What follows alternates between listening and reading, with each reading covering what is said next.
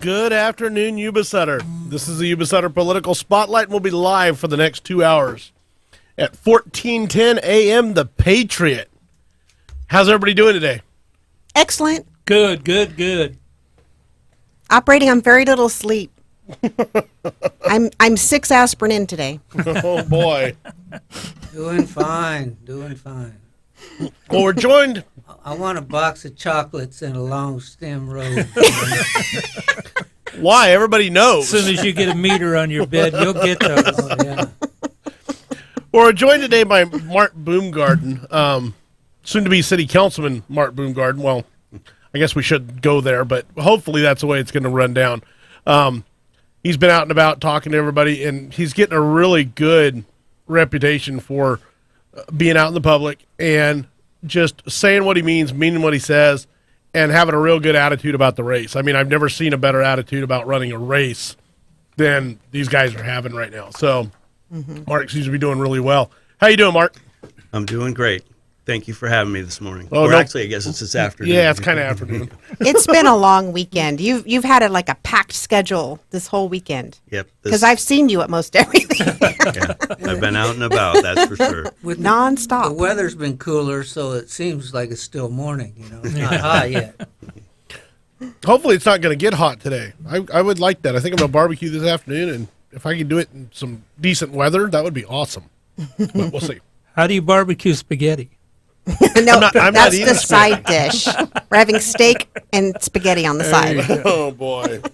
No, we're not. Just because you can say it doesn't mean it's going to happen. So we got Mark live for a little bit. Why don't you tell us a little bit about your kicking off your campaign, Mark? Well, yeah, it's time to get out there and get out and start meeting the people and listening to their issues. And it's been interesting as I've got out to the community and heard what their concerns are.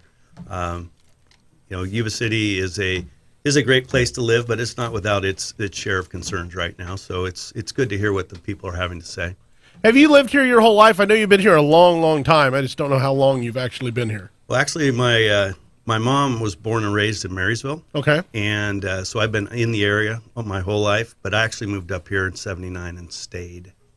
Well, you see, in '79, yeah, that's my whole life. So there you go. That's a lifetime. It's been here your whole life, yeah. I appreciate you pointing that out. I appreciate you pointing that out. Well, I couldn't let it go. No, I knew that, yeah. But I came up here, born and raised in the East Bay area of California. My sister and I were raised by my terrific single mother, who is a teacher.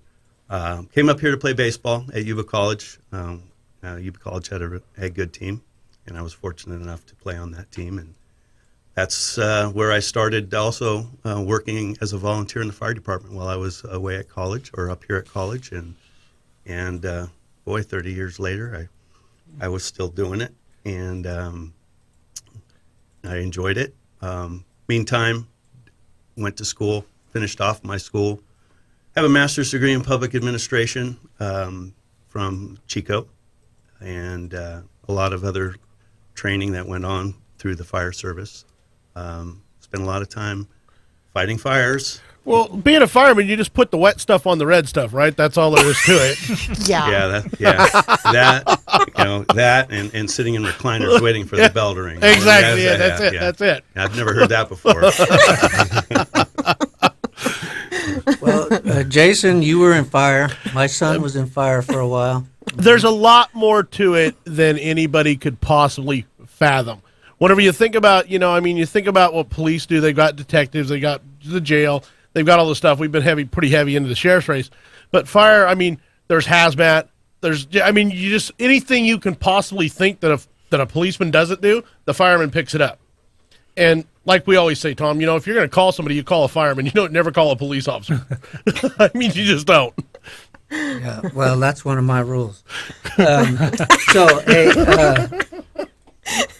I have Rule 1 and Rule 2, but I'm not going to go into those yet. Not yet. But I have a question for Mark on volunteer firemen.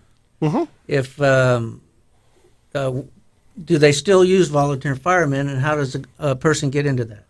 They do still use volunteer firefighters. The issue nowadays is there are so many restrictions on how they have to be trained and all the safety training that it becomes difficult for folks that want to participate as a volunteer firefighter to do their normal job and then come home in the evening and do all the training that's required to do that. But I think the last time I paid attention to it, there are, in the United States, the majority of the fire departments are actually volunteer fire departments. So what about a guy, like me that's over 40? There's always room for a person that wants to help, Tom. Oh, Always a person. Okay. Thomas, some of those guys in the car fire and the Mendocino complex one, they were really old. One of them that was killed, I think he was operating a bulldozer. Bulldozer, yeah.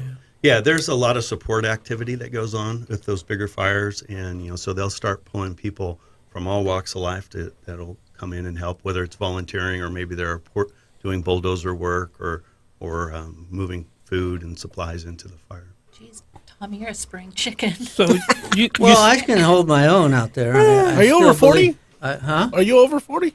He's been As married of last Yes. month, yeah. yeah, he just turned I'm 41. over 40. I mean, So you said the training is more stringent. Why is that? Well, there's this state regulations, OSHA, that's come into play. So you have to have, there's a bunch of mandatory training, things like being aware of bloodborne pathogens and being aware of the chemicals and the things that you might come into contact with. It really becomes difficult.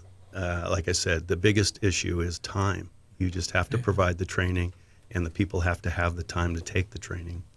Hey, Mark, let's talk about the next big fire that you're going to be fighting. Okay. The one down at City Hall. Yes. Why do you want that job? Well, No, why would anybody want that job?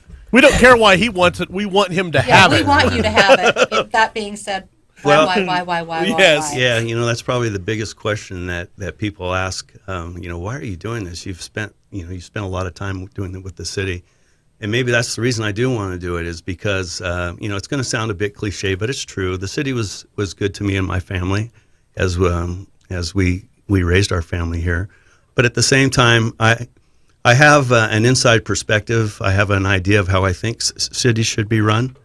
And at this particular point in time, I think I have a combination of skill sets through the public sector experience and now 9 years running Valley Truck and Tractor, the private sector experience, that I think I'm qualified to be a leader through the city and provide leadership, competent leadership that the city's going to need as it continues to move forward. That's what motivated me. so I got a question. I perceive some of these people on the city council, they're former city employees. And one guy, Manny, The grease gun. I call him the grease gun because I feel like his job is to continue to grease the wheels for the city employees to keep, getting fatter on that public dime. So, what makes you different? Well, I think probably the biggest thing that makes me different is I understand both sides of that issue, having been a city worker and also in leadership within the city. I've bargained on both sides of the table for negotiations, not just with the firefighters, but with other associations as well. And I also bring a perspective that now that being in the private sector is, the city needs to run like a business. I think that is the aspect that I will bring to the council if elected, is to treat it like a business. And people deserve fair compensation, but they don't necessarily deserve overcompensation by any means. Well, currently, all 5 of those council members they're government, right? On or have been. Mhm. Let's see. Well, Buckland, no, Stan Manny. Cleveland. Oh, yeah, Stan Cleveland hasn't. You're right. Well, he was Well, he was a a supervisor. He was county supervisor. supervisor for 8 years. Yeah. So I guess you could say that. Yeah, he's moved into that realm. like in being in the public arena. Yeah, once you get halfway to 20 years in anything, I think you can say that you've been doing that as your full-time your job. Yeah, that's your job. But one of the So- things that I think that people think of Mark Boomgarden, the fire chief, a lot, and they don't know that for the last 9 years I've been involved in leadership of a company that has the same size budget as the city, operates in 9 locations throughout the Sacramento Valley. So that and I'm currently the president of that company. It's a company that's been in the local area for over 70 years. So I just, to me, it's a unique skill set that I don't think anyone else that has on the council right now is. I'm signing the front of the paycheck as well as the back of the paychecks. And you're accountable for where that money's coming from and going. Yes, sir. That's a big difference because I don't feel like our city feels like they're accountable for that money at all. As opposed to where in the private sector, we all know you're accountable for every penny, and you better know where every penny's going and where it's coming from. And these guys have no idea where the money's coming from. Half the time they think they got to go out and get it from some other place because they know they don't have it. So it's kind of interesting to see how that works at the city because they never, we'll get a grant or we'll get a bond or some other measure to get the money later. They never have enough money. Exactly. Too. That's a fact. So as far as being able to be in the bargaining of that situation, I mean, I'm sure you've listened to programs, and maybe you've listened to Lou's program. He talks about the extreme salaries that some of these people are making, like the chief of police in Gridley, for an example. I think it was $337,000 a year. That seems extreme compared to the average person around here. So I mean, how? And then the retirement is pretty lucrative too. So how are you going to be? What's your game plan to kind of get that worked out? Well, I know by listening to this show about the high pay for the police chief, and frankly, I don't know how he gets paid that much for that community. But Exactly. A tiny community. yeah. No, but as far as trying to reconcile what the pay should be, typically those are market-driven things, but those get influenced a lot by the negotiations. I'm all about the ability to pay. What can the city actually afford? In my mind, what we need to get back to are what are the essential services that the city needs to provide. Let's make sure we're funding those correctly, and then we can move forward with the other stuff. As far as the pension liability, I was going to put it up there. I don't know that I have an answer for that right now, Tom. I, like many others, are searching for that answer.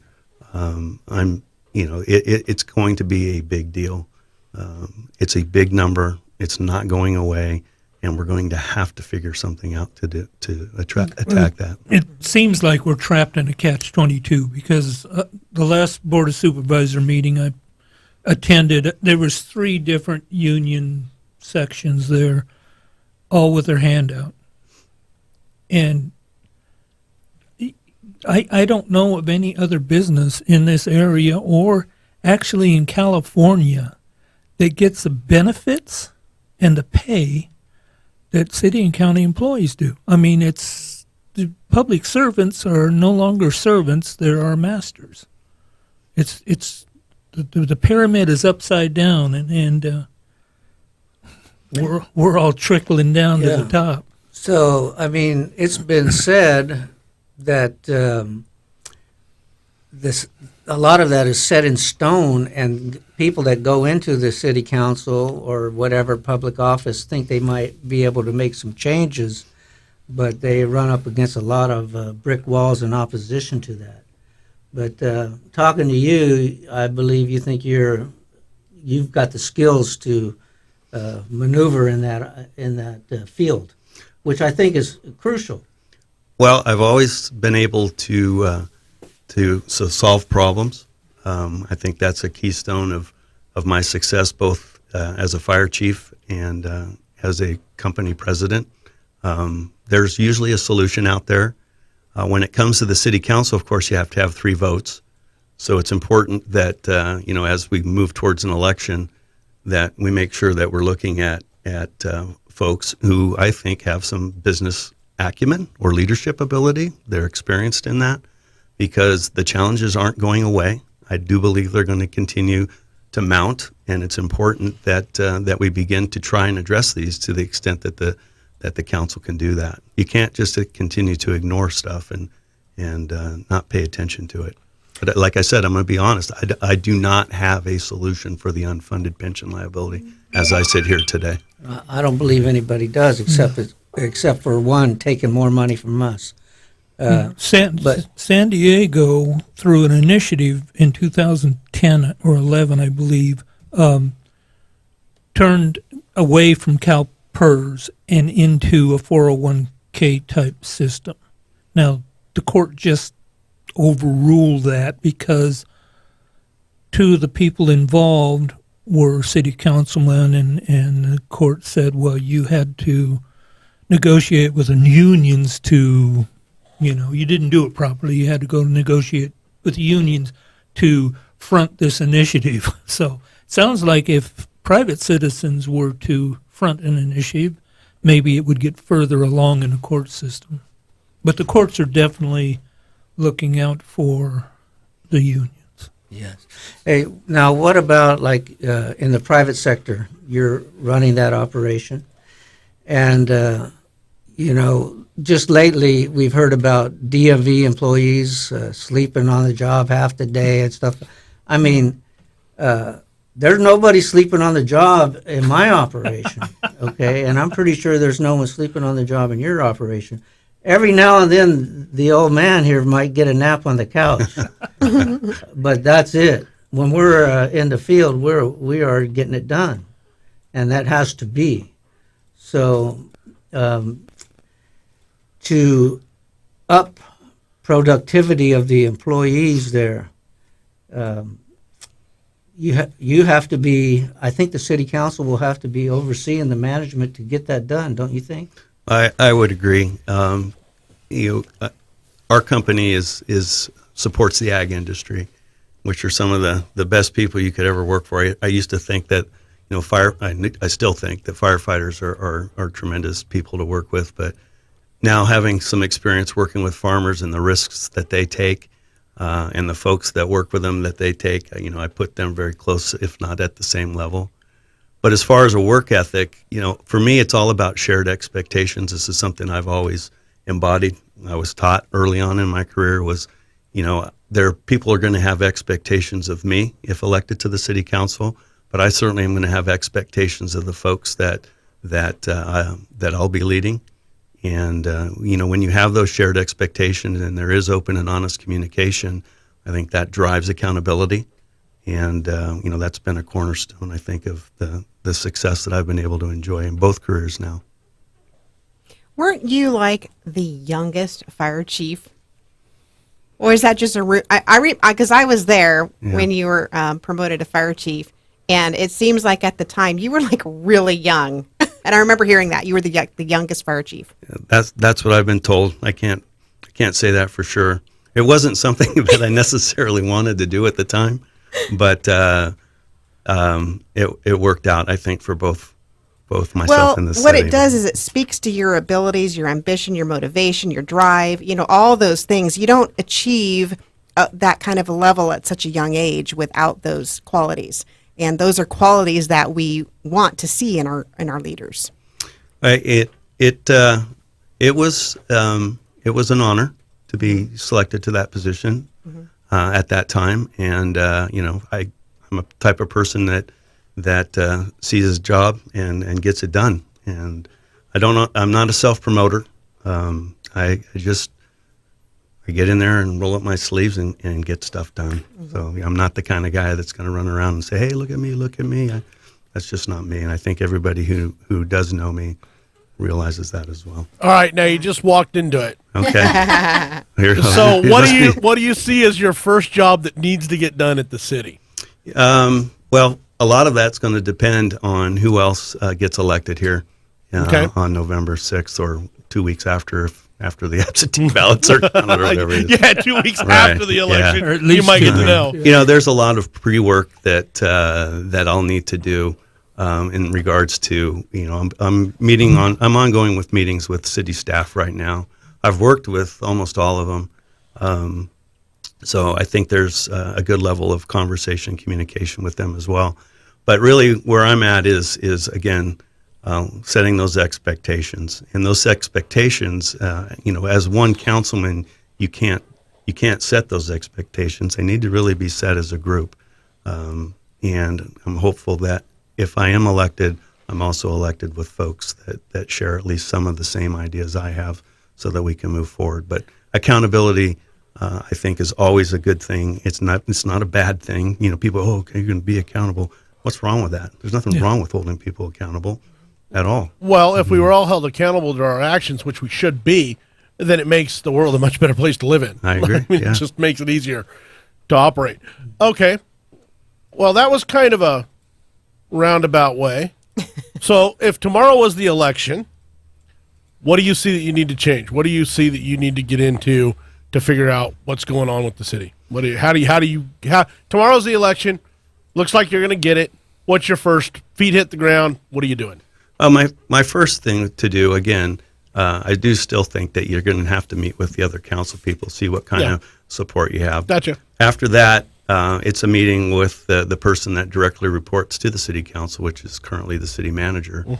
Get a briefing on what he's got, what he thinks the priorities of the city are. Find out if we're in alignment or not, and then at that time as well, sit down and begin the process of mapping out the strategy.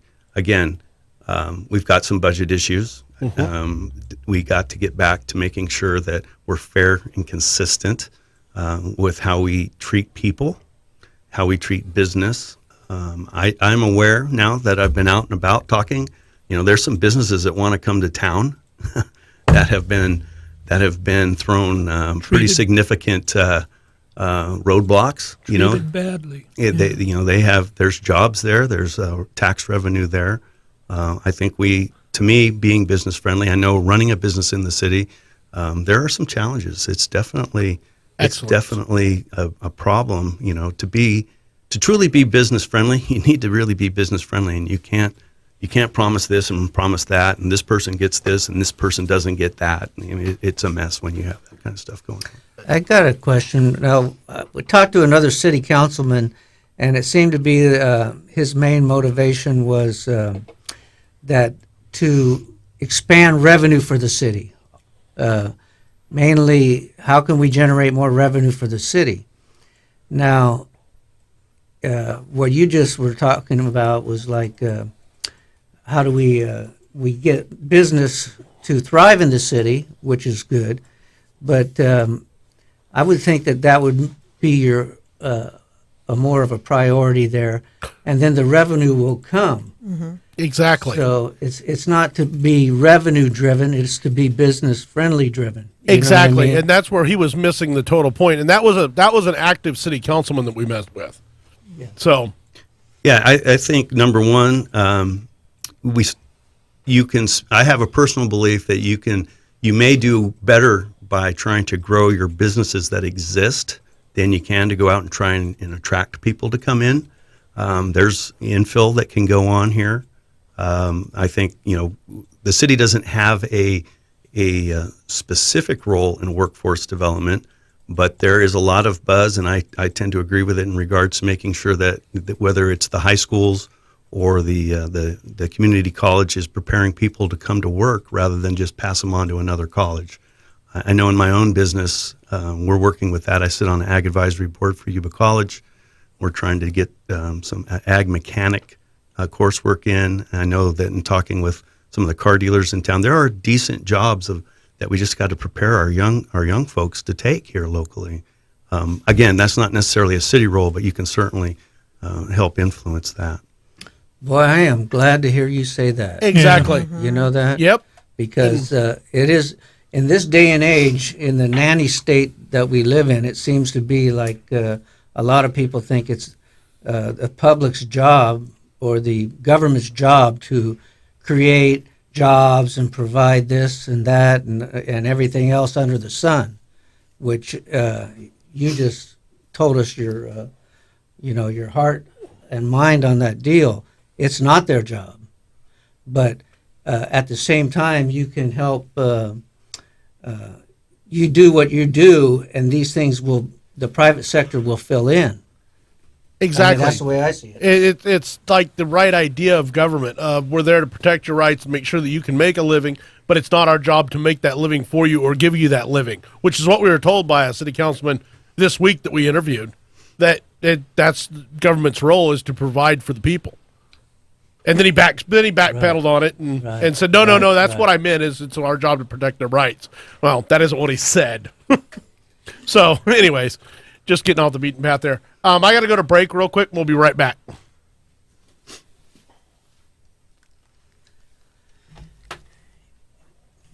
Brandon Barnes to be your next Sutter County Sheriff. I've worked with Captain Barnes for over 20 years. Brandon is a graduate of the prestigious FBI National Academy. He was our former SWAT commander and chief of investigations and now holds one of the highest positions in law enforcement as jail commander. He leads and manages a staff of over 80 personnel and an inmate population of almost 400. Folks, your sheriff is the top law enforcement officer in the county. Experience and character are critical. That's why 13 active California county sheriffs, including myself, endorse him. I am beyond confident that Captain Barnes has the skills, the temperament, and the vision to lead Sutter County. I believe this is the most important vote on your ballot. I encourage you to vote Brandon Barnes for Sutter County Sheriff. Paid for by Brandon Barnes for Sutter County Sheriff 2018. Attention Yuba City voters. In just a few short years, the City Council has voted to increase our water, sewer, and garbage bills, and even started discussion on a sales tax increase. It's an out-of-control money grab. I'm Dave Shaw, a veteran, small business owner, and community volunteer, and I'm running for Yuba City Council. As a local resident for over 30 years, I'm the CEO of Shaw & Associates and an expert in wealth management, taxes, and accounting. I was voted Yuba Sutter's best financial advisor, and my firm was named the 2017 Small Business of the Year. As your councilman, I will move funds from administration to public safety and road repairs. I'll revisit the water and garbage rate increases, and I'll stop the dump because residents do not want a transfer station in the middle of town. And I will fight to stop giving pensions to council members. Remember, vote Dave Shaw for Yuba City Council. Proudly paid for by Dave Shaw for Yuba City Council. My name is Mark Boomgarden, and I believe in hard work, honesty, American values, and service to the community. Those are the values that have guided me in a lifetime of serving Yuba City as a firefighter, fire chief, businessman, and community volunteer. Those are also the values that have led me to run for council. This is not about fame, climbing the political ladder, or for money. At least it's not for me. That is why I will not accept any benefits and will donate 100% of my city council pay to local charities. I will tackle wasteful spending, make fighting crime a top priority, bring new focus to dealing with the growing homeless problem, ensure better disaster preparedness, and invest in fixing our roads and water infrastructure. This is our city, yours and mine, so I will always listen and be accessible to you. That's why I've put my personal phone number on all of my campaign material. To learn more, visit markboomgarden.com. That's Mark with a C, Boomgarden with 2 O's and 2 A's. This is Mark Boomgarden, and I approve this message. All right, we're back. Sorry I didn't get a chance to let you hear that before we played it, Mark, but that's just kind of the way it went down. Good. It sounds good. You made me sound good. Thank you. Well, no problem. No, you did. That was all you, buddy. Yep. It sounds good. We love it. So you're planning on donating your I know it's not a huge salary for a city councilman, but to local charities. Yeah, that's my plan. I've always felt that you don't get into these things to make a career of it. You know, you come in and you're giving back to you're serving the citizens. So, at this point, and I haven't talked to Lou about this, but I think Lou will understand, Lou Benninger, that I was there when Lou brought Tip to Yuba City Fire Department. And I know he's in a fundraising mode right now, and I know the fire department used to do that.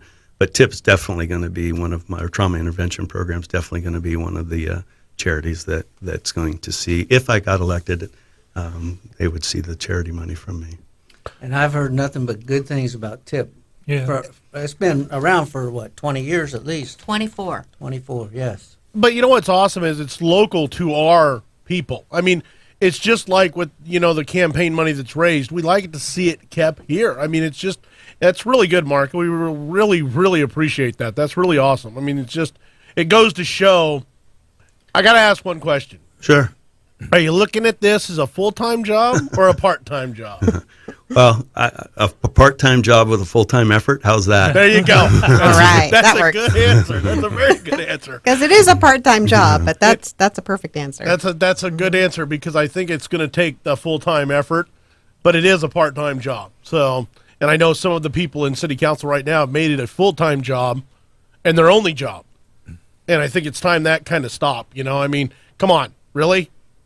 Hey, I'm curious about if the need arises and it looks to be the best decision, privatizing some of the city service. What do you think? Well, I think that privatization of city services is always going to be an option. I know that they've done some of that already with the landscape stuff that they contract out. I have the belief that if the city can provide the service economically, that the city should continue to do so. If for some reason there's a labor shortage or there is the ability to provide that service gets way expensive, then I think you have to consider the opportunity to privatize.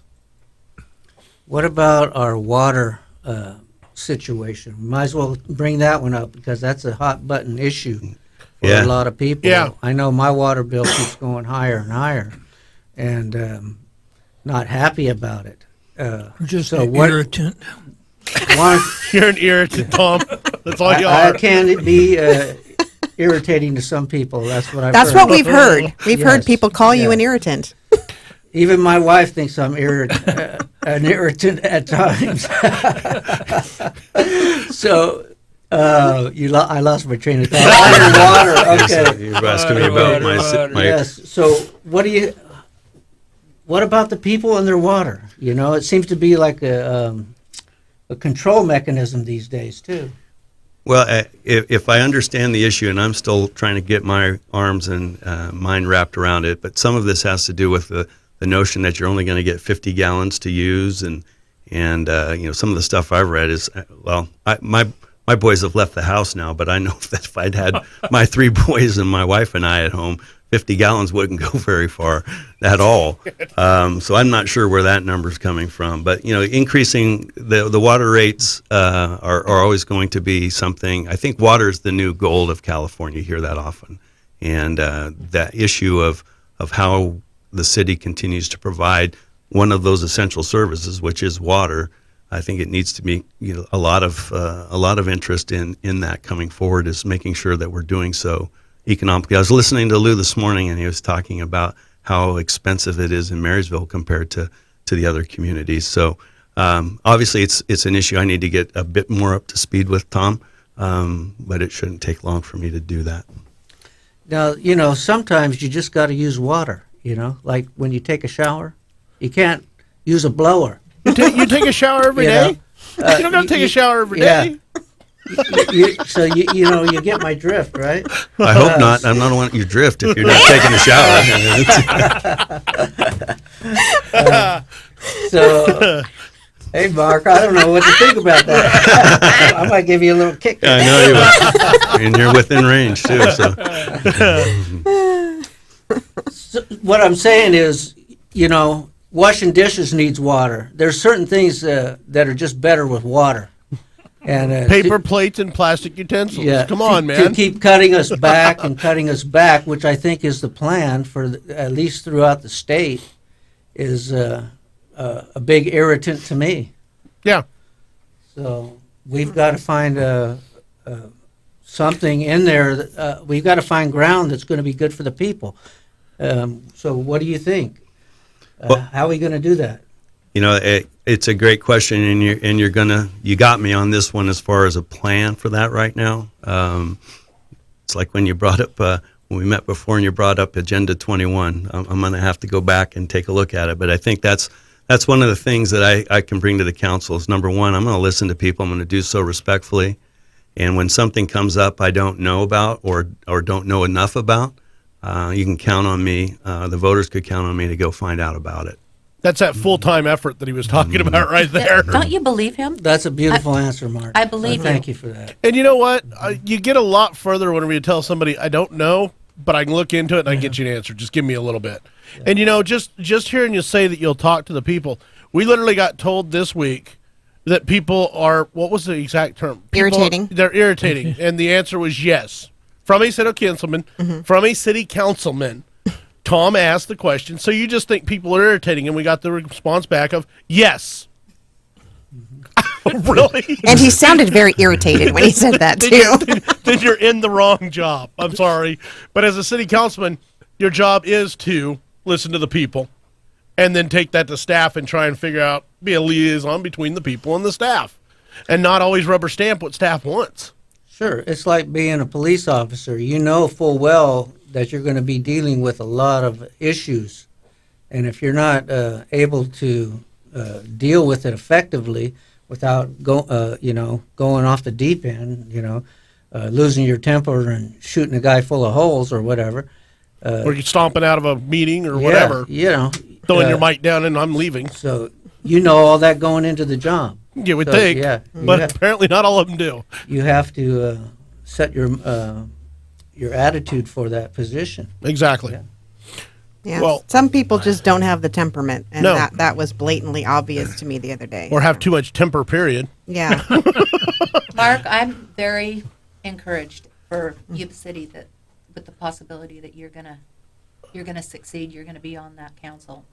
Appreciate that. I think we've got one of the best elections coming up we've seen citywide and just local that we've seen in a long time.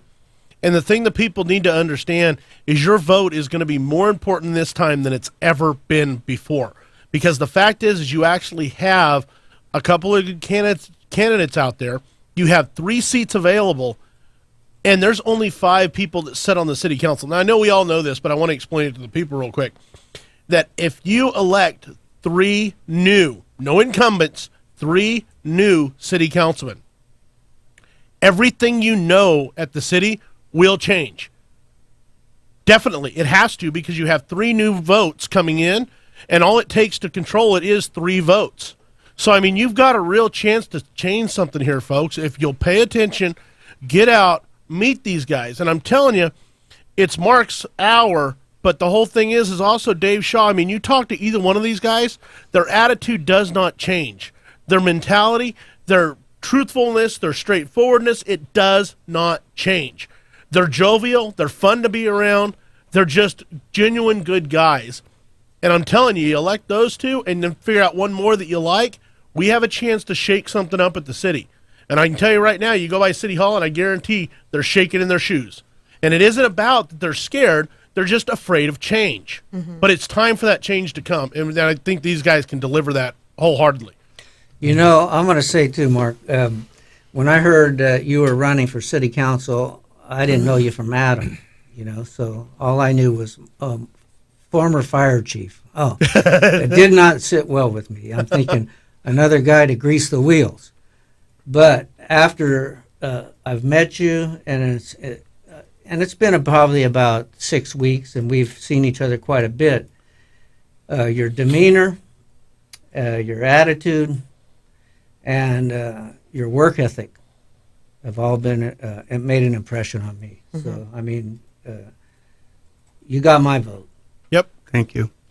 I think everybody here in the room, and the big thing about it is, honestly, Mark, is we don't always agree. We didn't agree on the sheriff candidates, and we split that vote. So, I mean, we're all very strong-minded people and don't go along to get along. So, for everybody in this room to agree that you got our vote, it's quite a statement. And I know we're a small group, but it is quite a statement for us to all agree on anything and see eye to eye and not be verbal about it. So, well, I really appreciate it. These things aren't these as you know, these running for an office isn't necessarily the easiest thing in the world. It took a while for me to think about it, and work with my family and make sure that they were okay with it, and and to have support from people like yourselves and from others who I've met, it's just it feels good. Yeah, it's awesome, and we're glad to have you there. I mean, definitely wholeheartedly just glad to have you doing it, because Tammy and I know for a fact, and these guys have, Liz has ran before for supervisor, and then these two guys have helped me out run. It's not an easy chore in any form or fashion. It's a big chunk out of your life, and then to work a full-time job on top of it is kind of a pain, to say the least. Can I say one thing here? I want to put a plug in. Yesterday I had the opportunity to sit through Tammy's class on the Constitution. And this is from a guy who went to graduate school for public administration, which is an offshoot of political science, of course. And I learned a lot. The presentation and how it went was good. If a person wants to know more about how the Constitution should actually interact with government and the provision of government services, etc., I wholeheartedly endorse going to the class and want to publicly tell Tammy thank you and you guys for putting that class on, because I probably would have never known about it had I not listened to the Yuba Sutter Political Spotlight and been made aware of it. So that's awesome. It was good. Yeah, I'm very glad I went to the class, and every time it happens, I'm going to go, because I know I need to continue to sharpen my skills. You know what I mean? But when we talked about in the class about our heritage and these men, they were there to serve the people. So that is a huge part of it, and I can see from the time I've, been hanging around you that you have a servant's heart, and you're willing to prove it with your actions by you're going to donate to these good organizations that are actually serving the people too. So that's what I feel. There's a big difference in saying something and actions. And so far, it's been a lot of lip service that's come out of the city hall and the city council that we've seen. And I believe it's this next few years, you're going to see some action come out of there. And it's going to be very interesting to see the difference at the city level, the city staff level, to see how that changes. Because it all comes back to leadership. I mean, it really does. It's the same thing as whenever you were in fire. It's going to come back to pure leadership and what they're going to do what they get out of it. A concept that they teach at the fire academies, both the state one and the national one, which I attended, is the notion of servant leadership, where you're the leader, but you're serving, and you have a certain amount of accountability to those that you serve. And I definitely feel like I want to give the opportunity back and serve the citizens of Yuba City. That's just How who I am. refreshing. Yeah. Well, as an employer, we try to provide many things: a paycheck, money in the pocket of the employee for their families. We try to provide a clean work environment. Then we try to provide a safe work environment, and then we try to provide a happy work environment. But the key word still there is work. Yeah. It is a work environment. And so we expect a good, hard day's work. And we get that with most of our people. And if we don't, we're not happy. And they got to go down the road. They're not happy either because they're not working for you anymore. So come on, Yuba City, Sutter County. Let's give Mark Baumgarten a job. Yep. Let's hire him. Yes, Yeah. most definitely. He's not looking for a job, though. He's just looking for a chance to make a difference. Yep. Huh? Yeah. And that's huge. I mean, it's awesome. Like I say, this is something we haven't seen in a long time, and I think it's going to be very, very interesting the next few years after he gets elected at how this works out. Because, like I say, it's just going to be. I think it's going to. The time has come back for the people, not so much the staff. And that's what we're all about in our little unit here. We want to promote good, healthy leadership in the public arena, and we're tired of the rip-off program or the social engineering program. Exactly. We want clean government. Mm-hmm. So thank you, Mark. Thank you. Well, we better start closing out. We got about 8 minutes, but let's go ahead and start closing out so we can get him out of here because he's been out here a full hour. You got anything you want to say in closing, Mark? Thank you again for the time. Shows like Yuba Sutter Political Spotlight, a little plug for Chris Starkey and some of the stuff he's done over the last election periods as well. I think they've opened up some eyes and ears that hadn't been opened up or before. As far as my candidacy, hopefully people are going to get a chance to hear and meet me face to face and hear what I'm about and learn a little bit more about me. I do think I bring a unique prospect for a candidate, one who has a significant amount of public sector experience, but also is running a business that is relatively similar to that the city is operating itself right now. So just ask for your consideration out there for those who are listening. If you want to get a hold of me, I'm sure they're going to run my ad, but there's a website, Facebook page, Elect Boomgarden. Not to be confused with Madison Bumgarner or some local Bumgarners. They're B-U-M. I'm not going to call them bums. I'm B-O-O-M. But I just appreciate the opportunity to come out here this morning. Or I keep saying morning. Feels like morning. Come out here this afternoon and spend some time with you. Thank you very much. How about the council chambers? Sometimes they're pretty sparse with people. Would you like to see the council chambers full and the people engaged? I spent 14 years going to city council meetings, and I was encouraging when there was a full load of people in there because that people were engaged and there was something going on. Sometimes you get in there and you look around and it's just staff. That gets to be a little disappointing. I'd love to see people get more involved with their government, their local government especially. I think a lot of that has to do with council candidates making sure that they're accessible as well to the public. The public needs to be able to actually have a civilized conversation with folks and learn or provide feedback to the council about the issues that are of concern to them. And maybe council members encouraging the public to come in and get involved. And I believe they do that over the years, but we're soliciting people to get involved. Yes. We need more involvement from the public in every sector of government. So Exactly. We can't do it all. There's only 5 of us out here on the Yuba Sutter Political Spotlight, and we can't do it all. We can't be every place. We can't brush up on every issue that comes down the pike. We really need the people to be involved. And with some of the chances with some of the leaders that you have right now that are running for office, I think you actually have a chance to be able to be engaged, talk to them, and not feel like you're being talked down to or talked at, and get some stuff done.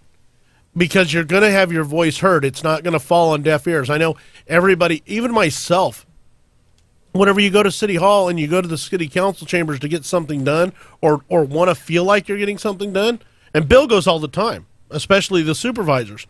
How often do you feel like they care what you're saying about it, or are they just waiting for your 3 minutes to run out? Do I get 3 minutes? No, I mean, Mark made a good point. The special meeting that was in the paper but not on the internet calendar, and it was in the paper at the wrong address. This special meeting for the Board of Supervisors, where basically it was staff giving their reports of just how great they did and what they need for next year, and I was the only public person there. It was all staff. It's like, wow. I mean, I understand it could have been a bit confusing not knowing where to go, not having it on the calendar, but still. Or does it just make it convenient if you don't want to listen to the public? Well, it could be that too. The time of the meeting too, correct? Yeah, exactly. Because, Yeah. most of us 10 in do the work. morning, yeah. Wow. Any fundraisers coming up for you? I do have a fundraiser coming up. I have at the headquarters on September 7th. There's a fundraiser coming up that I hope people will consider attending. I've been to the Republican headquarters there. Everyone wants to refer to it as near the cookie tree because that's kind of a landmark. But it's a great facility. I know a lot of sweat equity went into getting that thing ready, and it's a neat room. So on September 7th, I believe it's from 7 to 9. Yes. Please, if you want to come out. Also tomorrow night, this is kind of late notice, but tomorrow night at Valley Truck and Tractor, we're holding a meet and greet from 5:30 till 7. If you're in the area, please stop by. Excellent. Well, we need to get you out there because we got to get people knowing who you are. And like I say, you know what? Honestly, coming from fire, the last thing I ever wanted to do whenever I was in fire as a firefighter or a brand new firefighter, I didn't want to deal with the chief, man. I'd be out there washing his truck and getting him taken care of. And just the sooner I could get him down the road from my station, the better off I was. And I got to tell this story real quick. Brian Herrera over in Palermo when I was working there. He was an acting chief. He would come down the road, and he'd always call me on the phone. He'd be like, "Reichard, why is the flag still up?" I'd say, "Oh, sir, I'll pull it down right now." So I'd run out and I'd pull it down, and it was every night, and it wasn't dark yet, but he was just, "Why is the flag still up? Why is the flag still up?" So one day I got out there and I pulled down the flag early because I'm like, I'm not getting this phone call again. And I was in the academy at the time, so you're running back and forth.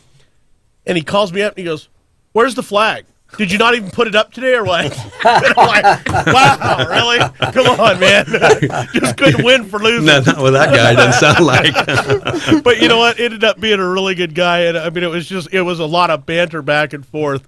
And I see that with you now, with you and Dave Shaw and just running around. It's just really awesome. It takes me back to when I was. That fire chief, he kept you on your toes, though, didn't he? Oh yeah, he was a good guy, and he actually saved my butt a few times. So Actually saved your life. yes, yeah, He did. yeah, he saved my life. So So we have this experiment in the United States of America with self-government, and it requires the people to Yes. participate. We all have the self-government of our own individual selves and families.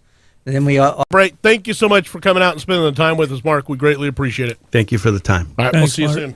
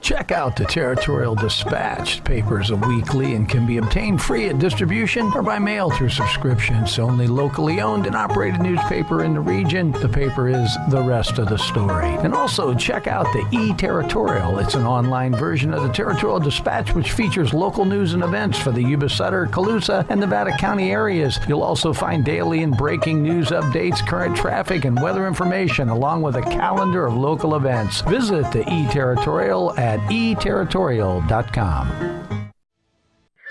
This is Yuba County Sheriff Steve Durfer. I fully endorse Captain Brandon Barnes to be your next Sutter County Sheriff. I've worked with Captain Barnes for over 20 years. Brandon is a graduate of the prestigious FBI National Academy. He was our former SWAT commander and chief of investigations and now holds one of the highest positions in law enforcement as jail commander. He leads and manages a staff of over 80 personnel and an inmate population of almost 400. Folks, your sheriff is the top law enforcement officer in the county. Experience and character are critical. That's why 13 active California county sheriffs, including myself, endorse him. I am beyond confident that Captain Barnes has the skills, the temperament, and the vision to lead Sutter County. I believe this is the most important vote on your ballot. I encourage you to vote Brandon Barnes for Sutter County Sheriff. Paid for by Brandon Barnes for Sutter County Sheriff 2018. Attention Yuba City voters. In just a few short years, the City Council has voted to increase our water, sewer, and garbage bills, and even started discussion on a sales tax increase.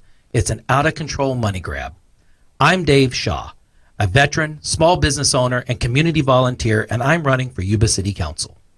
As a local resident for over 30 years, I'm the CEO of Shaw & Associates and an expert in wealth management, taxes, and accounting. I was voted Yuba Sutter's best financial advisor, and my firm was named the 2017 Small Business of the Year. As your councilman, I will move funds from administration to public safety and road repairs. I'll revisit the water and garbage rate increases, and I'll stop the dump because residents do not want a transfer station in the middle of town. And I will fight to stop giving pensions to council members. Remember, vote Dave Shaw for Yuba City Council.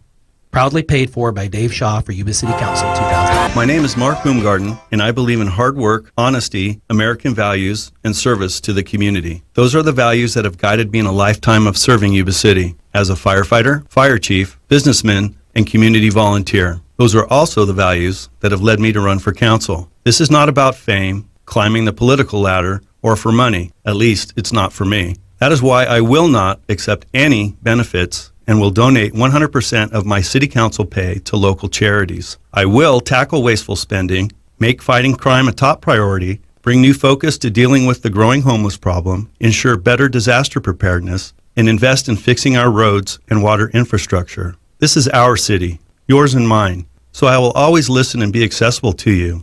That's why I've put my personal phone number on all of my campaign material. To learn more, visit markboomgarden.com. That's Mark with a C, Boomgarden with 2 O's and 2 A's. This is Mark Boomgarden, and I approve this message.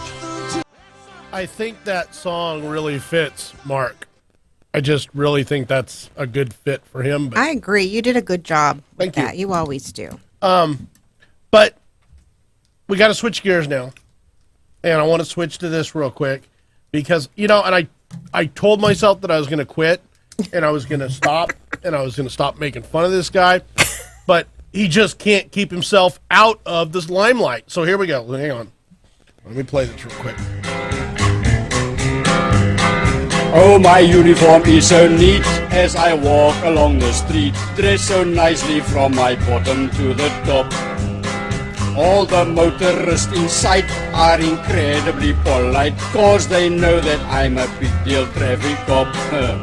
My buttons is nicely shined. All right, so we know the song, we've heard it, but I just got to play it in opening. What is going on with Houck now, man? I mean, what is going on? How did he get wound up in a fist fight out at the temple? I don't know how it keeps happening. It's like, I tell myself I'm done, I'm not going to torment the guy anymore, and then here it comes. Jason, have you ever heard of the term, you can't polish a turd? Well, it amazes me. And, I don't even know how far it's worth talking about because the fact is I think Brandon Barnes has got it wrapped up. I mean, it's just like he keeps lunging further and further and further and further ahead. And I don't even know Dennis Houck's heart is in it anymore from the looks of it. It doesn't seem like, and it's hard, yeah, it's almost getting to the point where it's not really relevant or worth it anymore. But, I mean, it's just, why? Why does this keep happening? Don't traffic cops also get some self-defense techniques and stuff other than just putting your arms out and going like this and kind of shifting your butt around while a guy's getting sucker punched in the face while he's laying on the ground behind you? So let's talk about the dust up at the temple yesterday. Okay. We're still trying to glean all of the facts, but what we know is Dennis was there yesterday. There was bright yellow shirt, white cowboy hat. He was there. Stuck out like a sore thumb, actually. Yeah, he did. He did stick out. So they had a speaker there that was a very controversial speaker who, when he speaks, apparently there is violence. Fights erupt. Fights erupt. Yeah, and so from what I have been able to find out, the temple, the people didn't want him even to go. They told him, if you come here, you're going to get beat up. The speaker? The speaker. Yeah. Oh, okay. Yeah, the temple told the speaker not to come. They said, don't come here. Right. Okay. But Dennis was there, and a fight broke out. What was he there for, do you know? That's what we're trying to figure out. I've been told that he was providing security, that he was campaigning, that he was looking for the blessing of some of the temple leaders. But from what I understand, he got smacked in the face. Understand he's a Ouch. victim now. Yeah. Again. Well, we've got to find out for sure. But allegedly, there is a police report, and Dennis is a victim again. But I don't know why he was there. And the other thing is the guy, Bill, what was the guy's name that came to speak? I don't know. He was part of the Alaki movement, Alaki. Is it Manjeet Singh? Man, yeah, I believe that was. I can tell you he got the crap beat out of him. Yeah. In the I mean, we're looking Was at he videos. a religious speaker, you think? Or? Oh, yes. Yeah. So they didn't like his message? Right. Apparently I don't not. know why that makes me laugh. But when as this, I'm looking, I mean, we've seen the video. We've all seen the video. It's probably going to be viral all over Facebook. But he's literally getting punched out. And Not Hauk, the speaker guy. Not Yeah. yet. The speaker guy. And apparently Dennis was there from the beginning to the end. And as I was told, things started escalating. And I'm trying to figure out why a guy that is running for sheriff would put himself in a position like that. And he didn't try to diffuse the situation. He didn't really defend anyone. He is seen on his phone, which I guess he was calling for backup. And the Yuba City Police Department He did. didn't come out with any karate moves or anything like that, huh? No, he was. Or didn't He held get his out- arms up and held people back while the guy got the crap beat out of He, him. he didn't Yeah. get a rope out and, No. you know, I try mean, he and- did have his arms out. And he was kind of doing, the shifty thing, like trying to hold people back. He wasn't in the corner going, fight, fight, fight, fight. So you But gotta he give that to also, him. but he also wasn't saying, "I'm police." Back off. Yeah. Get off this guy. Yeah, well, Hey, I'd have to see it, you know. He didn't pull out his to gun tell and you. shoot anybody either. Yeah. So there's good. There's one good Yeah. thing. Point in his favor. Yeah. It's a point.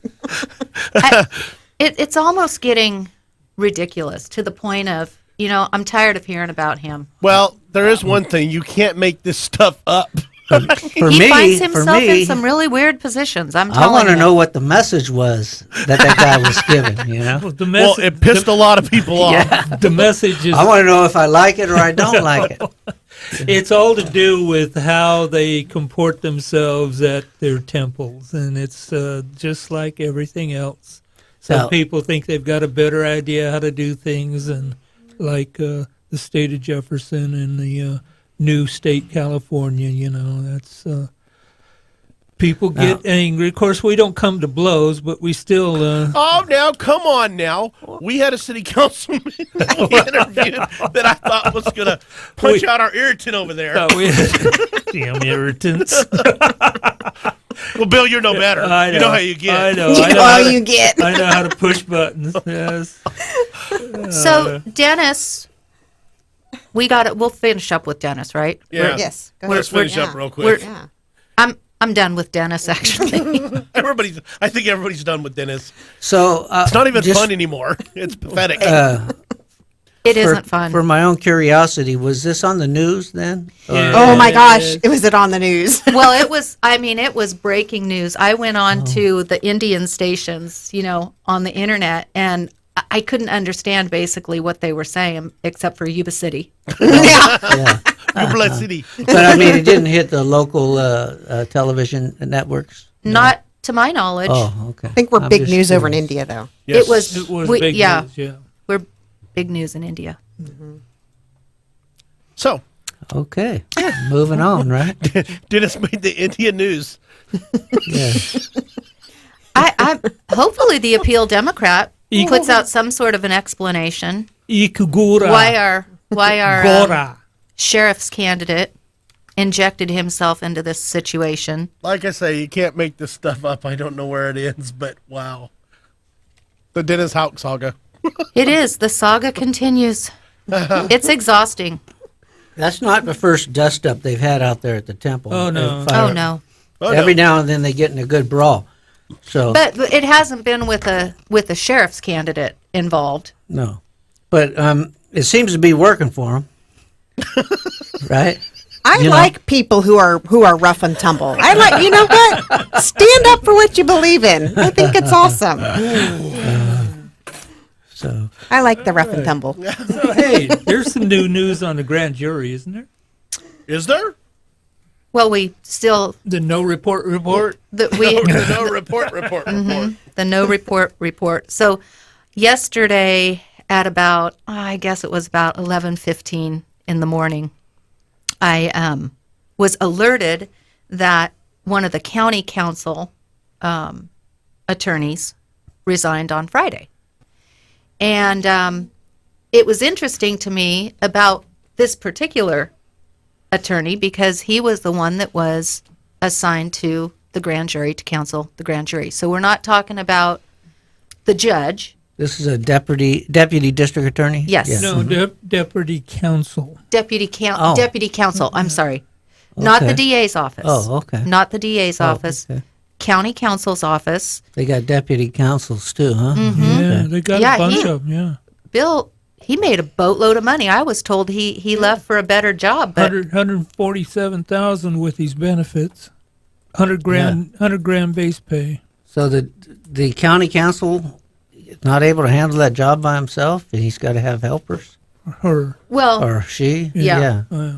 yeah, there's a bunch of Oh them. yes, there's a bunch. There's a Let's see bunch how of many them. helpers I there just, are. I don't know about you guys, but I thought that his departure was suspicious. We just need that report.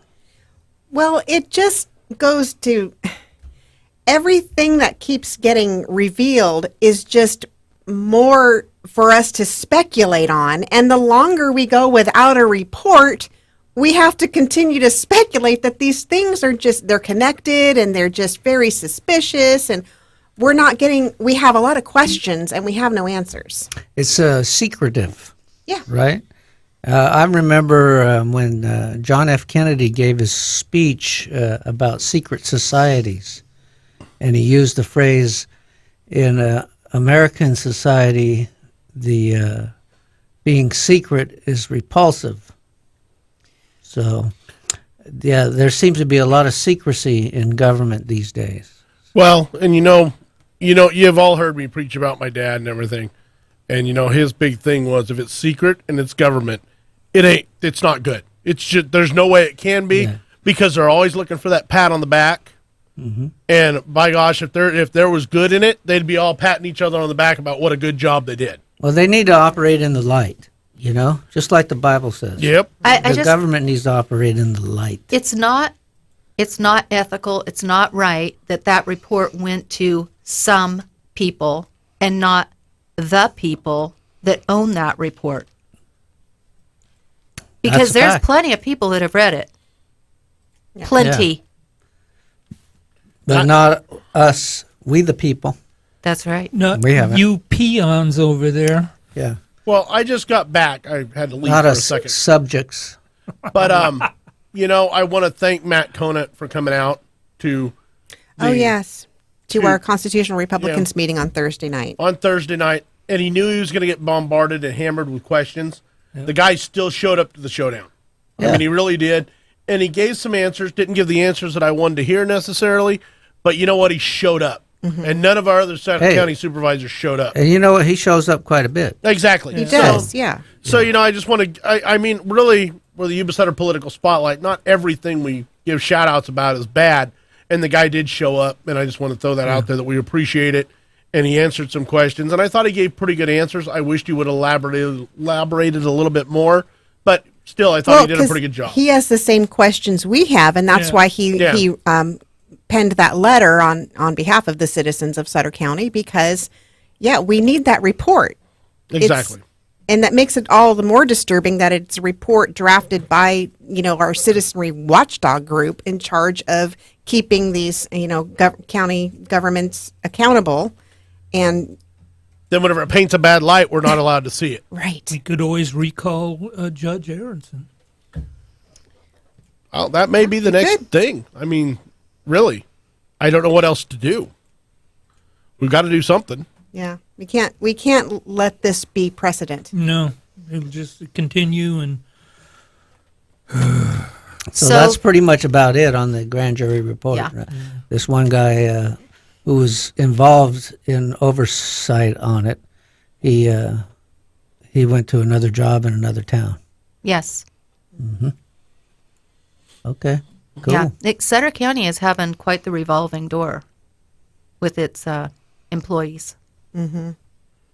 Yes. Well, hopefully the guy that comes in, they won't pay him as much. I mean, hopefully they can eliminate the position.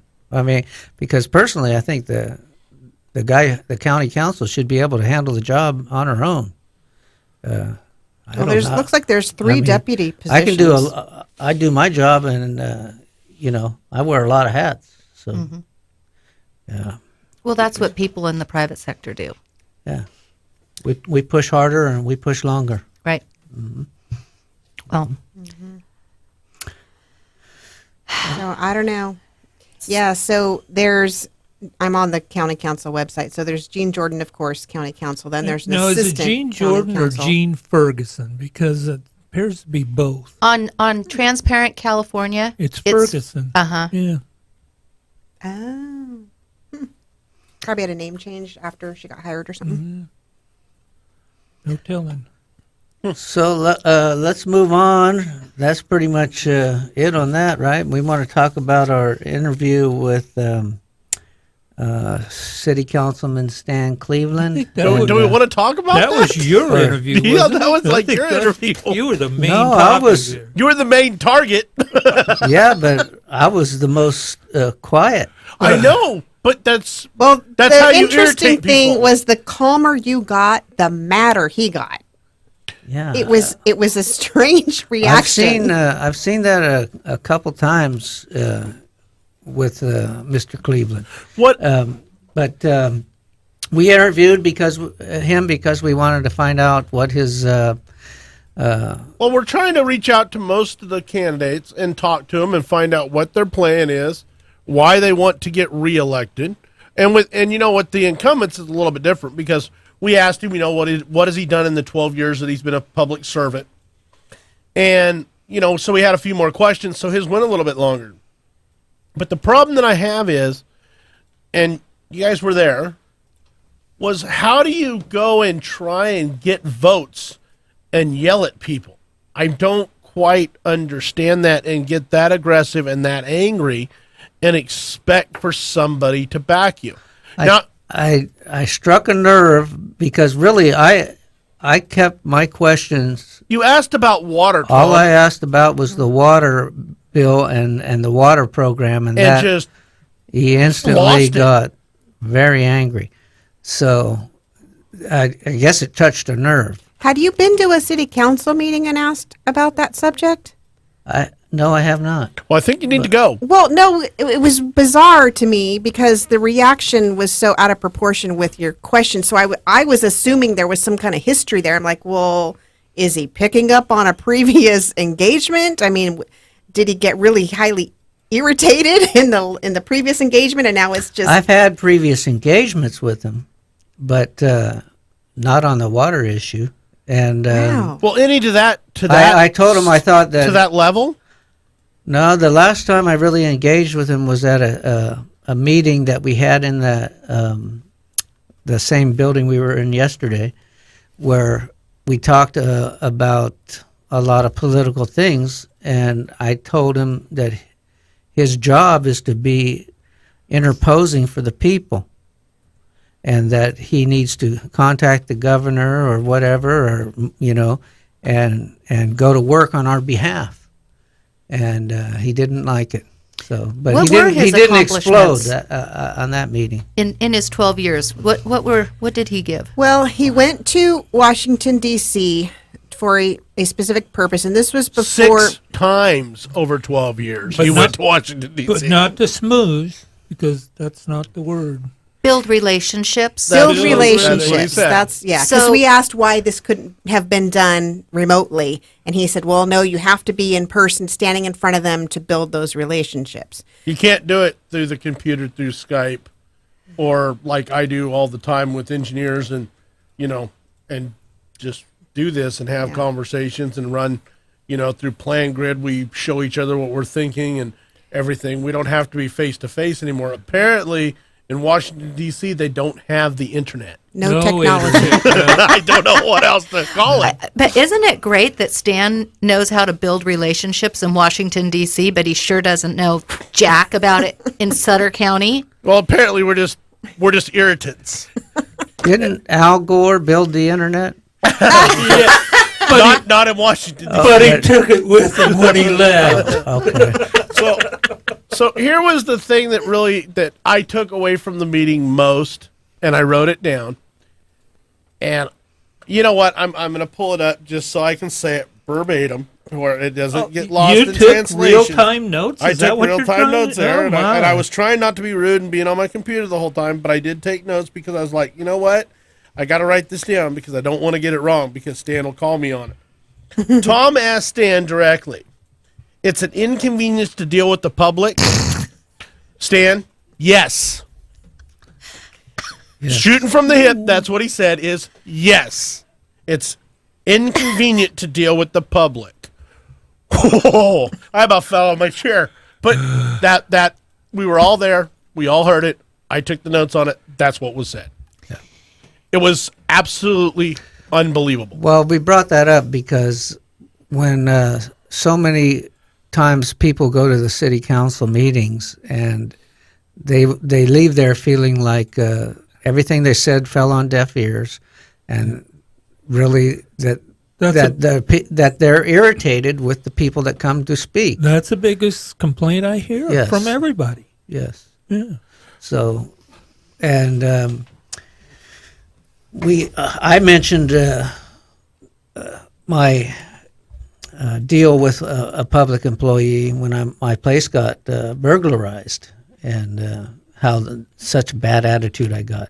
But I will say this: when I went in not too long ago to the city council chamber, or not the chambers, but to the city offices, it was a very polite people that I dealt with.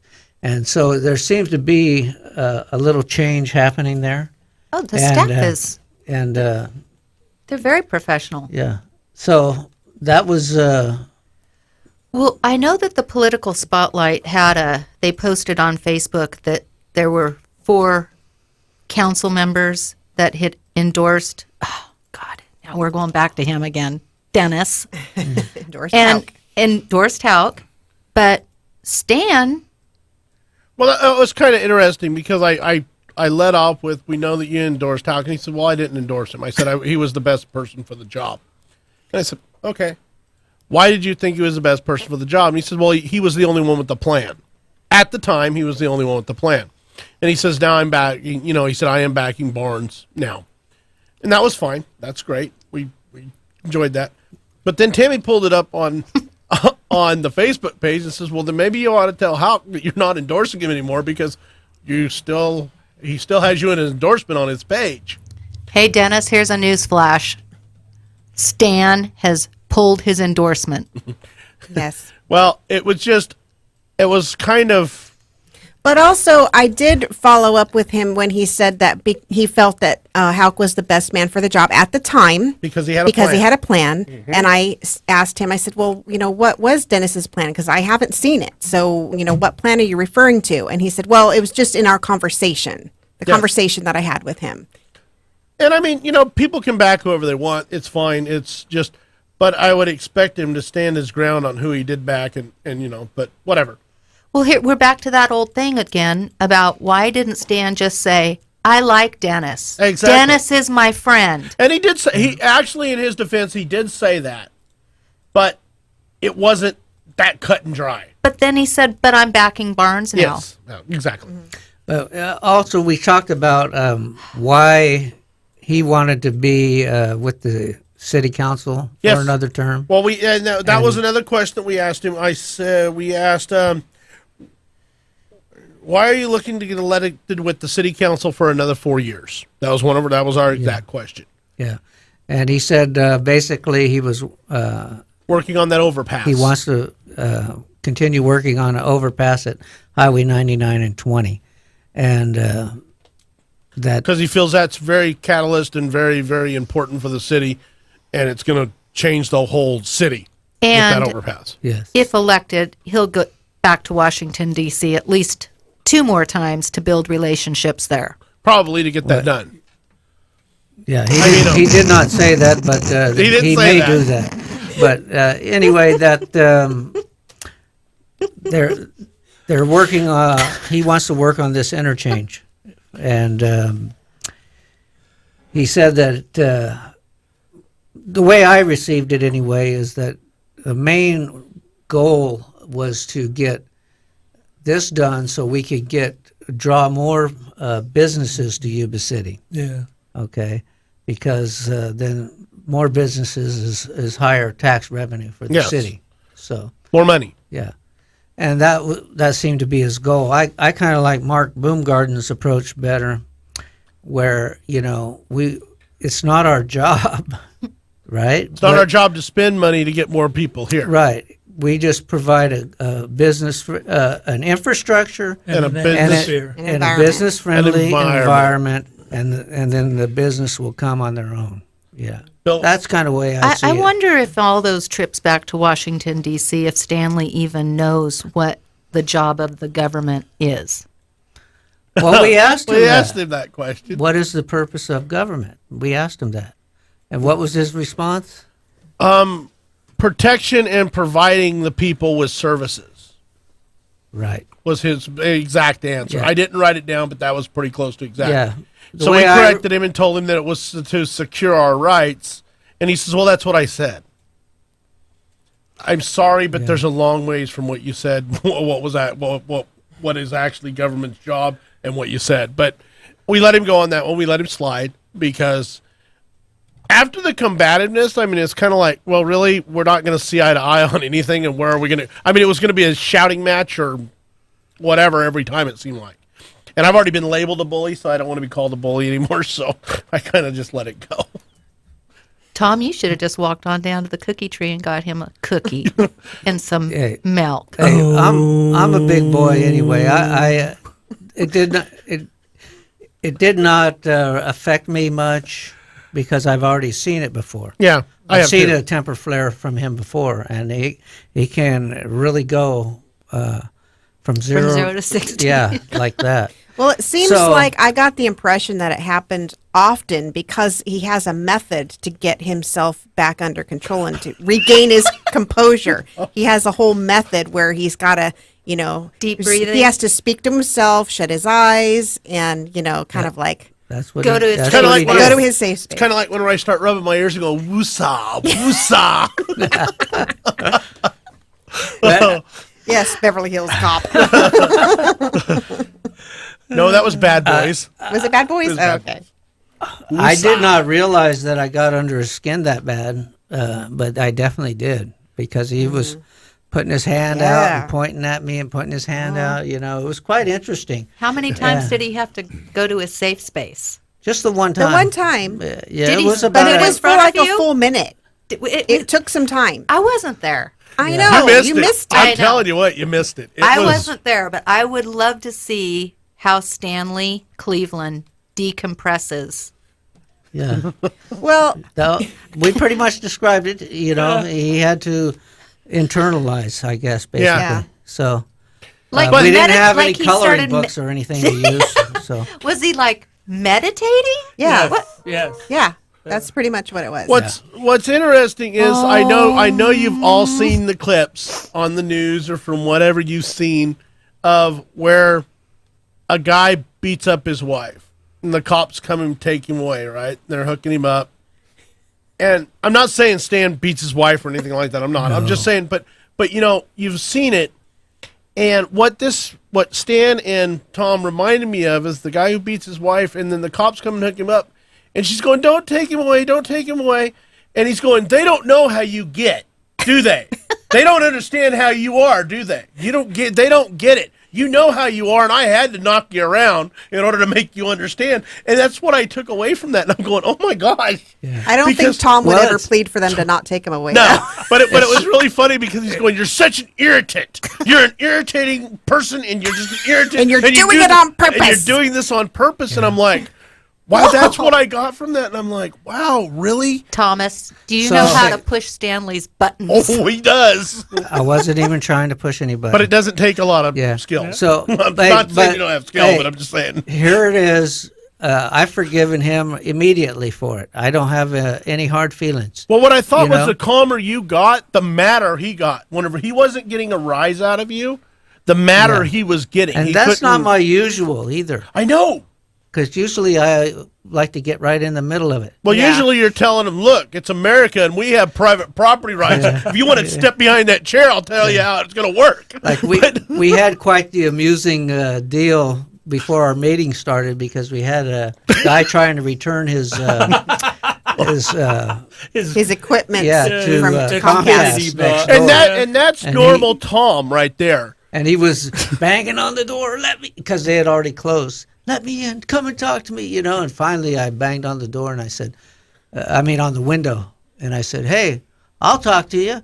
Go home." And that's normal Tom jabbing somebody with a stick. And it was not like that with Stan at all. There was none of that, like deliberately jabbing with a stick. He goes, "Hey, I want to know about the water."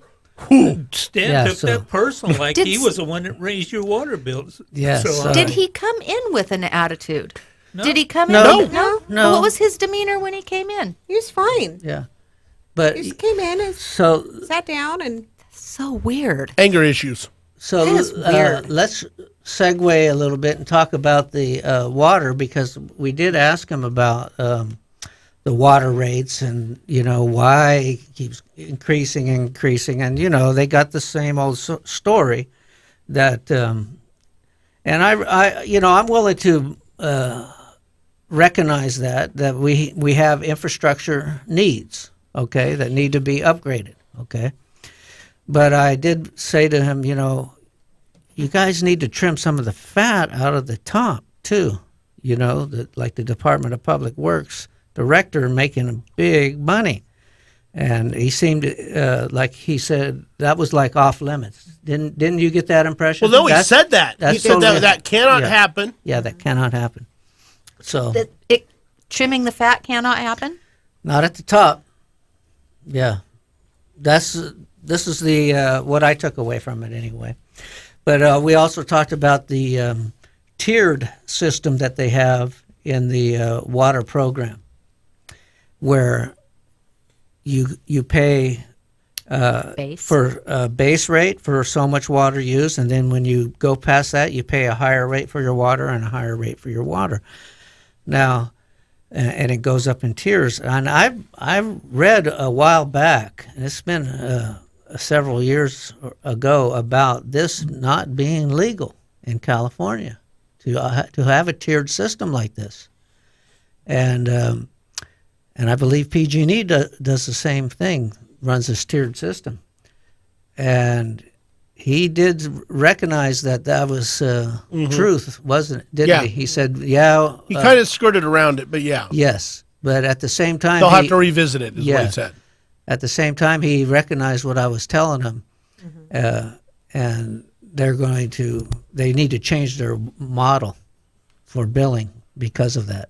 But you want to? I want to play something really quick and I want your guys' true opinion, because if this doesn't tell you that Stanley Cleveland has become a true politician, then I don't know what else seals the deal. Because this is a lot of what we heard, and no joke. I mean, I'm gonna play it, and I want to get your guys' true reaction. It's kind of fun to hear them talk.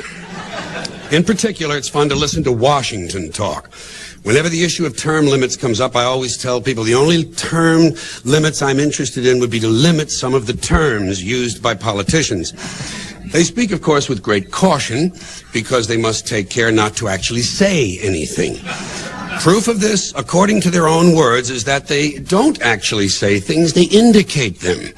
As I indicated yesterday, and as the president indicated to me, but sometimes they don't indicate, they suggest. Let me suggest that as I indicated yesterday, I haven't determined that yet. See, they don't decide, they determine. If it's a really serious matter, they make a judgment. I haven't made a judgment on that yet. When the hearings are concluded, I will make a judgment, or I might make an assessment. I'm not sure. I haven't determined that yet. But when I do, I will advise you. They don't tell, they advise. I advised him that I had made a judgment. Thus far, he hasn't responded. They don't answer, they respond. He hasn't responded to my initiative. An initiative is an idea that isn't going anywhere. When he responds to my initiative, I will review his response, take a position, and make a recommendation. See, they don't read, they review. They don't have opinions, they take positions, and they don't give advice, they make recommendations. And so, at long last, after each has responded to the other's initiatives, and each has reviewed the other's responses, and everyone has taken a position, made a judgment, and offered a recommendation, now they have to do something. But that would be much too direct. So instead, they address the problem. We're addressing the problem, and we'll soon be proceeding. That's a big activity here in Washington. Proceeding. They're always proceeding or moving forward. A lot of that goes on. Senator, have you solved that problem? Well, we're moving forward on that. And when they're not moving forward, they're moving something else forward, such as the process. We have to move the process forward so we can implement the provisions of the initiative in order to meet these challenges. Now, is that not exactly what he talked about was the process? But, Moving the process forward. but then, because I hit him up on all the times that we've paid all those change orders from the bad budgets that were put together by our Public Works Department. And he goes, well, it's a process. We've got new processes. And, we chased him and chased him and chased him down that rabbit hole. And I finally said, Stan, what is the process then? Well, I don't exactly know the whole process, but there is a process, and the process is getting better. Oh, Yeah. Really? Hey, that was a great little clip there. wasn't it? But it wasn't that kind of how that meeting went. Yeah, I could see exactly what you're saying. Okay, because Yeah. that's what I took away from that meeting was gobbledygook. Whenever you'd ask him a question, it would just kind of spin and spin and spin. And we asked him what his greatest deal was that he had done while he was in office for 12 years, and he said the bridge, but then he immediately went into the levees and he never came back to the bridge. And after that 35 minutes, I didn't want to go back. Well, you said the bridge first, so what happened with the bridge? Because you got off on the levee tangent. So, Hey, speaking of the bridge, those contractors are getting it done, aren't they? they are moving at a good clip. There's Yeah. no doubt about that. Yeah. They really are. The process is moving forward. Yes. Have no fear. Check it out. I've been watching that, and occasionally I walk up on the bridge. Well, I'll tell you what, one thing I can say about it is government is staying out of the way. To get a Yes. project to move like that, Yes. government has cut the handcuffs off, released the chains, and they've got some private guys out there who are pushing, and they're getting it done. Yes. And I guarantee they're not starting at 7 a.m. or 8 a.m. in the morning, and they're not stopping at 3:30 in the afternoon. That's right. They're not following the same rules that we get to follow every time we want to build somewheres.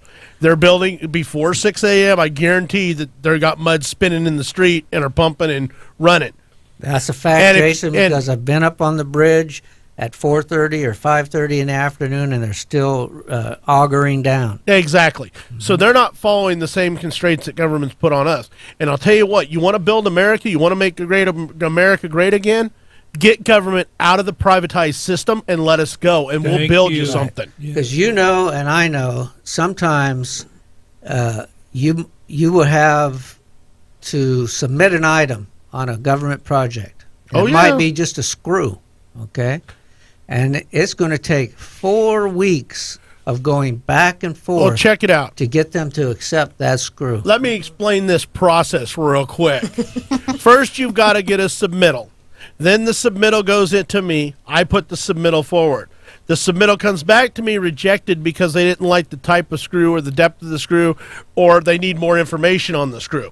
So I go back to the supplier. He gives me the exact dimension that they needed the hole drilled to fit the screw in, which was on the submittal in the first place. It just wasn't highlighted in yellow. So now the process starts to creep forward again with the next submittal. But it can't be the same submittal number. It has to have a new submittal number so it goes back through the process. And the process can take up to 15 days for them to actually punt and ask another question because they don't want to make a call. So 15 days later, you go, well, could we get a picture of the actual screw that's going to go in the bolt hole and the size of the actual bolt that's going to be in the hole that goes through the hole? Could we get a picture of that, please? So you get the picture, you put together another submittal, so now you're on 100.4 of the submittals, and you re-put it back through. That can take up to 15 days. And then you get a punt back of, okay, we like the pictures, but could you take a side view? You think I'm kidding, but here's how the process works. That and is the process exactly how moving it forward is. could be 20 days to Yes. even get to the start of the process. And then you're at 45, 60, 70 days out if And- they want your project to stall. And sometimes during that process, there is nobody with boots on the ground. No. The No, 'cause the whole thing project will stops. Stop. Yep. But I just want to interject. Is there, because I'm curious to know, is there a reason that you guys decided to use a screw to present your analogy? Shoot me now. No.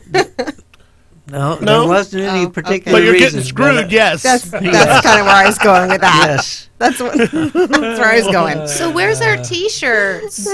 Oh. Tammy got it off. Yeah, I got to talk to Jason about it. Oh, You might need to take this over from me. already.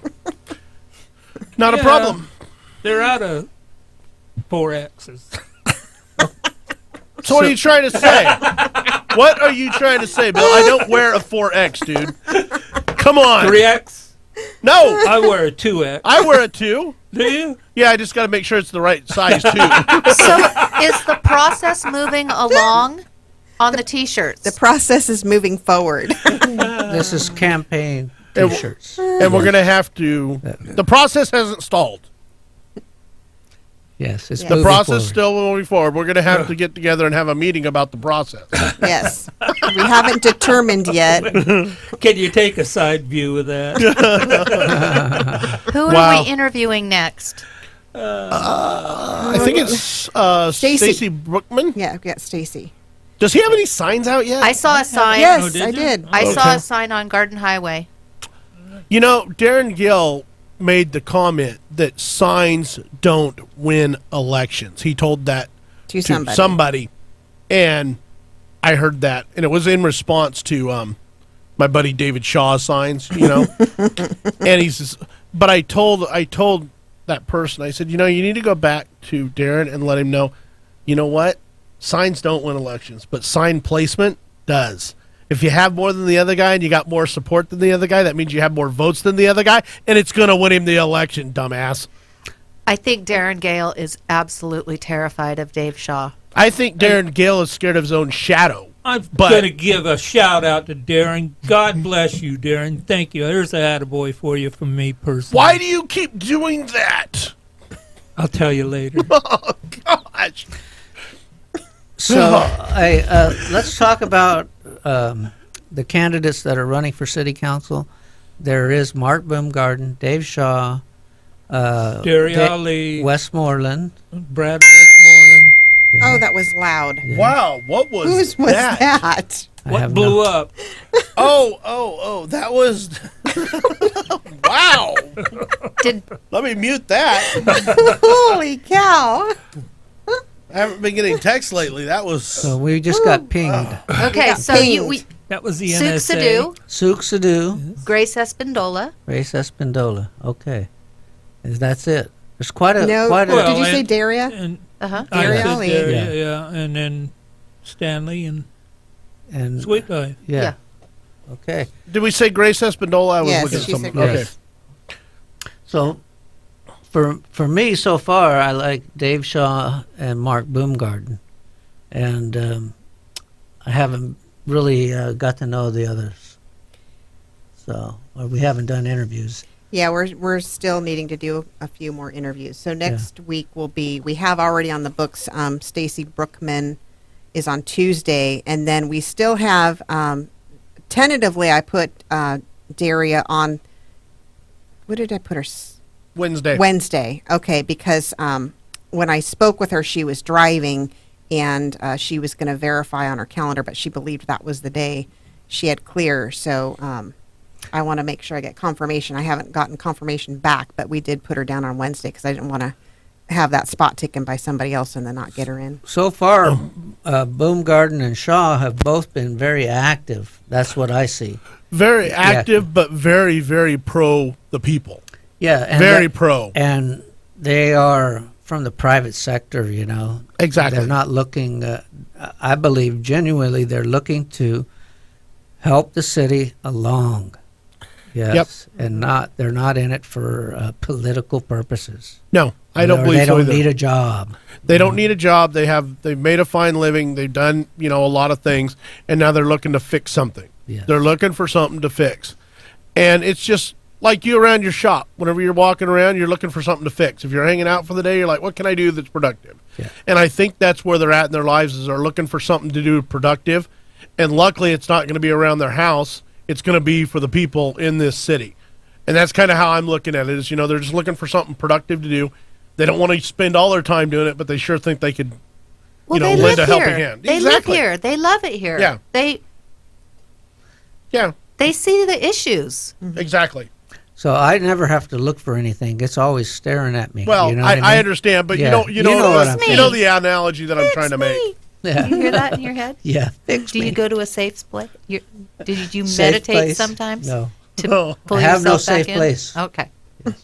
Just check. Well, I have to say that I really appreciated the comments that Mark gave about the Constitution class. Yes, I want to talk about that. I just Constitution class.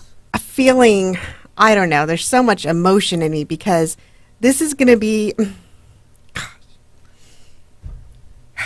we could have 3 candidates elected to office that have gone through that U.S. Constitution course. I mean, it means, it's significant. It means so much. See, Tammy, you take that course and you do an excellent job with it. Yeah. And you're passionate about it. Okay. Why aren't you running for city let me council? tell you something. She doesn't just give that course. She lives that course. Oh, yeah. With That's the a amount I of think you're hours, hearing Well, it. with I the know amount that. of hours she puts in at home beforehand, and then just doing everything she does to get Yeah. through that, she lives the course, man. Well- I mean, it really does. That's when we have our agenda now, and you made up little nicknames for each one of us. Jason's Jabs, Liz Laments, Tom's Tidbits, Bill's Beefs, Tammy's Tirades. Okay, so I like those. And but on Tom's Tidbits, that's what I wanted to talk about, and it's on our agenda: the value of the Constitution and our current the value of the Constitution class and our current condition. Because I attended that class yesterday, and very happy that I did. Okay. Can I learn something? You betcha. Every time I go, and it's not my first Constitution class. Okay, but it's we had Dave Shaw there. We had Mark Boomgarden there. Both of those men felt it was worthy to come to. And it is so valuable what we got out of it and the education. And I'm grateful for all the people that are involved in putting it together, and that's you and the speakers that we listen to that are on video. This is not an easy thing to do. So it's a labor of love. Yeah. And I believe wholeheartedly that if we will use the model that was given to us by our founding fathers, that we can see change. And we're very close to the watershed point where, or a point of no return, but with God, all things are possible. So we might stem the tide. You know what I mean? Right. And even if it looks like we can't stem the tide, we're still obligated to try to stem the tide. And that Constitution class is fantastic, and I'm hoping that the next I time we appreciated them taking the time. It was a full day seminar, and when we asked these candidates to come, we put together it in one day so that they do just have to devote a day and don't have to take the whole 12-week course. But they're sitting there in the class, and I can see them. They're taking notes, and they're intently listening. And I see them every once in a while. They're writing things down. They're really engaging with this information, and they want to retain it and take something away. And you get out of it what you put into it. And I just see that they're not there just sitting through it because then they can say they did it. They really did get something out of it, and we had some really good conversations during the day and since. And I got to meet Mark's wife Karen last night at the after party, and she shared with me the comments that he had come home with, and she was really impressed. And it's just it's very, I don't know, I get very uncomfortable when people are complimenting me, but I appreciate it. But sometimes I'm can't believe they really enjoyed, the information and got something out of it. This community should be very grateful for people like Dave Shaw and Mark Boomgarden that do not have to run, but are choosing to run and They don't putting in need the a time. job. They don't. Well, hey, look, we're getting toward the end of the hour, and there's a few more things we got to mention before we go. John Missler's a write-in candidate, Yuba County crap. I District forgot to play 5. his thing. Mike I'll play that going out. Ziegenmeyer is running District 3. We like both of them, District 3 in Sutter County. We're going to have at the Yuba Sutter Constitutional Republican headquarters at 441 Bridge Street, Suite E. That's right next to Comcast in the Cookie Tree complex. We're going to have John Cox signs by the end of this next week, and we have some Yes on 6, repeal the gas tax signs that we can place. Monty Hecker's got them out in Yuba County. This is KMYC 1410 Radio, The Patriot, 104.3 FM, and We also have Mark Boomgarden signs. We have Dave Shaw, Dave Shaw Dave Shaw signs. signs. So we do have those. So if you need to come by, we're also going to have their literature by the end of the week. So if you need to stop by and get it, they haven't been to your house yet. I'm sure they're going to be by your house if you live in the city limits. But if you need it beforehand, come by and see us. We'll get you a sign. we're going to have an open sign stickers. so you know when we're open. We're open 3 or 5 to 8 every night except for tonight. And we'd love to see you guys come by and visit us, and we'll talk to you Republican stuff. Yes. and we're looking for all the help we can get. Yes, we are. Because we want to see this momentum keep moving forward. And whenever the candidates, their meet and greets come up, we really need you guys to show up and show your support. And because believe me, there's nothing more drastic and devastating to a candidate who shows up and there's not a lot of